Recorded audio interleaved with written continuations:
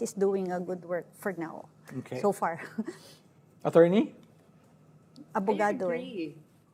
Actually, I agree. Without thinking whether or not he is morally fit to preside over the proceedings, if I were an ordinary litigator representing a client in an ordinary case, I would choose a judge, somebody like Senator Chis Escudero, because if we have seen how he performed in the last 3 days, I think he ably mediated between the two sides whenever they come into conflict as to whether the question is proper or not. Second, he was able to control, if not just regulate, uh, the proceedings very well, including his colleagues.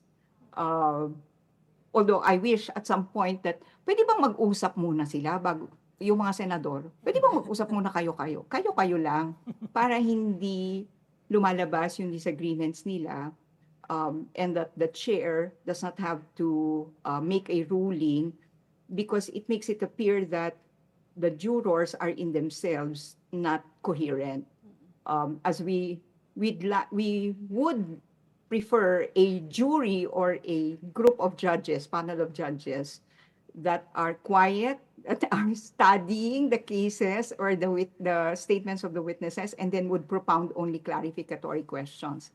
But sometimes those, diba, there are conflicts as to interpretation of law which are not proper